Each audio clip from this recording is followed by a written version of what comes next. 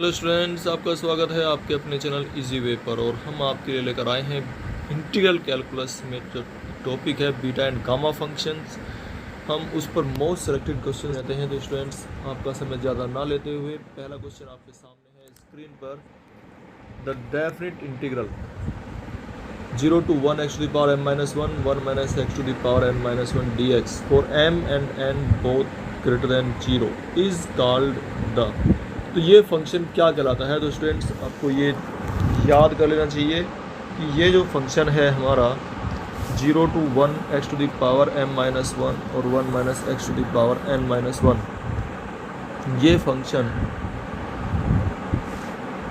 कहलाता है beta function. ठीक है, तो ये ध्यान रखना है। 0 to 1 x to the power m minus 1 और 1 minus x to the power n minus 1 dx। ठीक है स्टूडेंट्स, ये जो फंक्शन है ये बीटा फंक्शन कहलाता है। इसकी जो लिमिट्स हैं वो आपको एज इट इज़ याद रखनी है। 0 to 1 है और फंक्शन इसमें x की जो पावर है वो m minus 1 और 1 minus x की पावर n minus 1 होती है स्टूडेंट्स। तो आपको ये बिल्कुल ऐसे ही याद रखना है। तो इसका मतलब हमारा ये ऑप्शन करेक्ट है, बिल्कुल बीटा फंक्शन। नेक्स्ट क्वेश्चन है आपके सामने स्क्रीन पर। The definite integral 0 to infinity e to the power minus x x to the power n minus 1 dx for n greater than 0 is called। तो ये जो function है ये क्या कहलाता है? इसने बताया है ये फंक्शन हमारा क्या कहलाता है। 0 to infinity x to the power m minus n 1 0 to infinity e to the power minus x x to the power n minus 1। तो ये जो फंक्शन है स्टूडेंट्स ये हमारा कहलाता है। देखिए, इसकी लिमिट्स आपको याद रखनी है। जैसे बीटा फंक्शन में लिमिट 0 to 1 थी, यहाँ पर लिमिट्स 0 to infinity हैं। थोड़ा सा भी चेंज नहीं चलेगा। तो 0 to infinity e to the power minus x और x to the power n minus 1 dx, बिल्कुल इसी तरह से फंक्शन लिखा होना चाहिए। और ये कहलाता है हमारा गामा फंक्शन। ठीक है स्टूडेंट्स, ये हमारा गामा फंक्शन कहलाता है। नेक्स्ट क्वेश्चन आपके सामने है स्क्रीन पर। Beta m n equal to gamma m n. तो जो बीटा फंक्शन अभी हमने पढ़ा है उसका जो इंटीग्रल है वो ये होता है। बीटा फंक्शन का इंटीग्रल गामा एम एन। तो हमने बीटा फंक्शन जो पढ़ा था वो ये था 0 to 1 x to the power m minus 1 1 minus x to the power n minus 1 dx, ये बीटा फंक्शन था। और इसका जो इंटीग्रल है उसको बीटा एम एन कहा जाता है। ठीक है स्टूडेंट्स, ये याद रखना है। और बीटा एम एन की जो वैल्यू है वो होती है gamma n over gamma n plus n. तो ये आपको ऐसे ही याद रखनी है। तो ये जो हमारा ब्लैंक है इसमें क्या भरा जाएगा? कौन सा ऑप्शन आएगा? सेकंड ऑप्शन आएगा, गामा एम प्लस 1। ठीक है students, gamma m plus n. बाकी ऑप्शन इसके रॉन्ग हैं।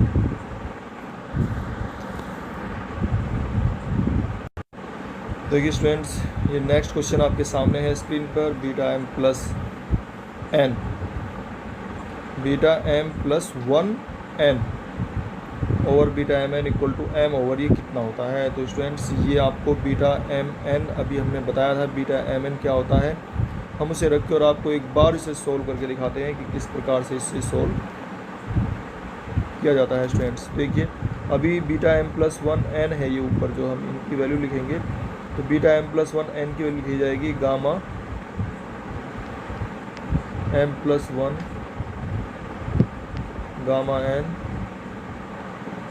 Over gamma m plus n plus 1 gamma m plus n plus 1। ये तो ये हो गया beta m n. Beta m n की वैल्यू लिखिए। बीटा एम एन क्या होगा? बीटा एम एन होगा गामा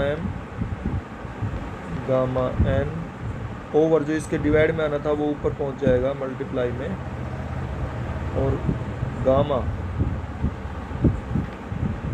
गामा का ये साइन है गामा एम प्लस एन। ठीक है स्टूडेंट्स, ये आ गया हमारा। अब देखिए इसको सोल्व करना है तो किस प्रकार से आप सोल्व करेंगे? देखिए, गामा एन से गामा एन कैंसिल, ये गामा एन से गामा एन से इस गामा एन से गामा एन कैंसिल हो जाएगा। गामा एम प्लस वन, इसमें हम एम प्लस वन अगर बाहर निकालते हैं तो स्टूडेंट्स ये जो है आपका, ये आपने पढ़ा होगा कि गामा में अगर हम कोई वैल्यू हम बाहर निकालते हैं तो एम बाहर निकलेगा, इससे एम बाहर निकलेगा और गामा एम ही इसमें अंदर बचेगा।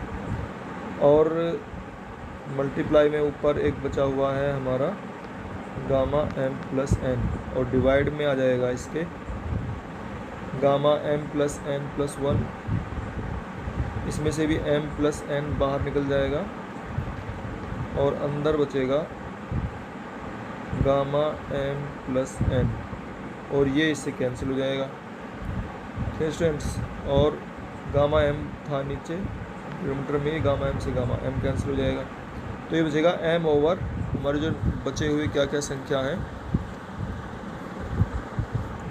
तो बची हुई संख्या एक तो ये है एम है ऊपर, और नीचे है एम प्लस एन। तो ऊपर तो ये है, तो ये हमें ब्लैंक स्पेस भरना है, ब्लैंक में हम क्या भरेंगे एम प्लस एन।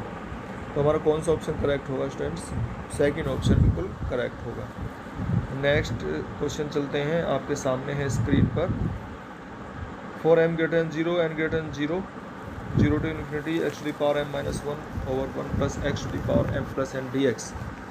तो स्टूडेंट्स ये जो है आपको ये याद रखना है, ये भी एक बीटा फंक्शन की अनदर फॉर्म है, ये एक बीटा फंक्शन की फॉर्म है, उसी के इक्वल होता है ये।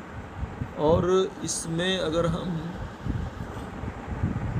m देखिए, ये ऊपर यहाँ पर जो है m माइनस वन है, अगर हम इसको चेंज कर लेते हैं, अगर m माइनस वन की जगह इसको हम n माइनस वन लिख लें, 0 टू इन्फिनिटी हमारी लिमिट्स रहती हैं, और x टू द पावर हम इसको अगर लिख लेते हैं n minus one over one plus x to the power n plus n।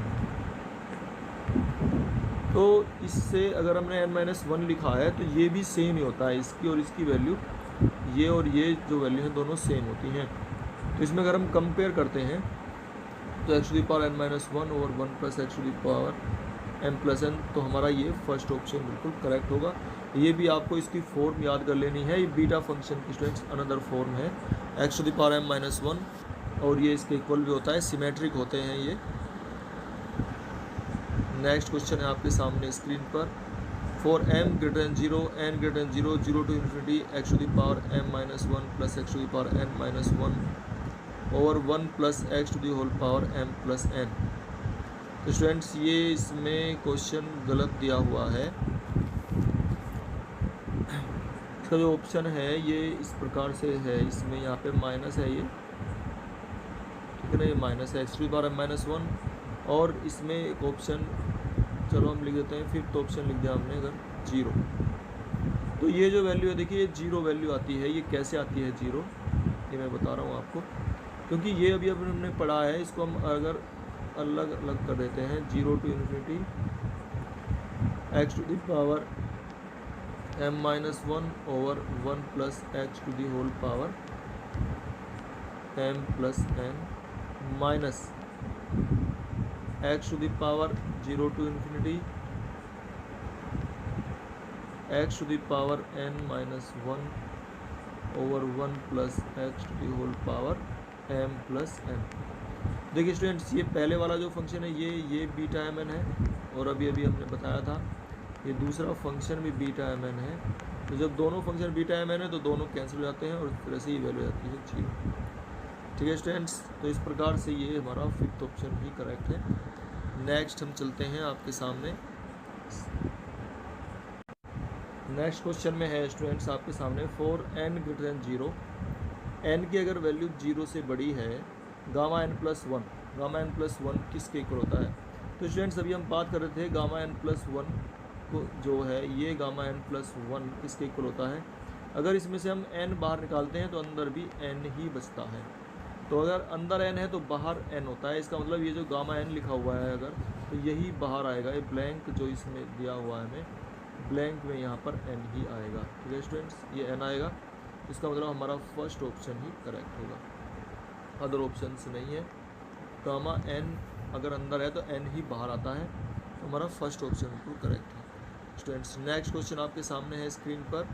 If n is a positive integer, अगर एन एक पॉजिटिव इंटीजर है तो फैक्टर गामा एन, तो गामा एन की जो वैल्यू है, ठीक है स्टूडेंट्स, गामा एन, तो गामा एन जो है वो फैक्टोरियल एन के इक्वल होता है स्टूडेंट्स। गामा एन जो है वो फैक्टोरियल एन होता है। ये students gamma n factorial n minus one, sorry n minus one के इक्वल होता है, एक कम हो जाता है। तो इसमें हमारा सेकंड ऑप्शन करेक्ट है। देखिए मैं थोड़ा सा अगर आपको एग्जांपल के हिसाब से बताऊं कि आप इसको ना भूलें, तो अगर हम यहाँ पे लिखते हैं गामा 4, तो ये फैक्टोरियल 3 होता है, ठीक है स्टूडेंट्स। ये जो है हमारा कितना होता है, फैक्टोरियल 3। अगर हम गामा 6 लिख रहे हैं तो इसका मतलब ये फैक्टोरियल 5 है, सॉरी ये गामा 6 अगर लिख रहे हैं तो ये फैक्टोरियल 5 है स्टूडेंट्स। तो एक कम हो जाता है। और देखिए अगर एक में अभी बाहर निकालने की बात हम करते हैं, अगर गामा 7 लिखा हमने तो फैक्टोरियल 6 है, या हम इसमें से अगर बाहर निकालते हैं तो एक कम होकर बाहर निकलेगा और इतना ही अंदर लिखा जाएगा, 6 गामा 6, ठीक है स्टूडेंट्स। तो ये मैंने 2-3 बातें आपको बताई हैं, ये आपको याद कर लेनी है ज़रूर। और स्टूडेंट्स नेक्स्ट क्वेश्चन हम ये नेक्स्ट वीडियो में आपको बताने वाले हैं, तो आप लगातार हमारे साथ बने रहिए और देखते रहिए हमारी मोस्ट प्रोबेबल क्वेश्चंस, जो most important questions of beta and gamma functions of integral calculus, जो एग्ज़ाम्स में आते रहते हैं स्टूडेंट्स। तो अगर ये वीडियो हमारी अच्छी लगी तो इसे ज़रूर लाइक कीजिए, शेयर कीजिए अपने दोस्तों में, और अगर आप हमारे पहले मेहमान हैं तो इस चैनल को सब्सक्राइब कर दीजिए ताकि ऐसी वीडियो आपको और भी मिलती रहें। धन्यवाद।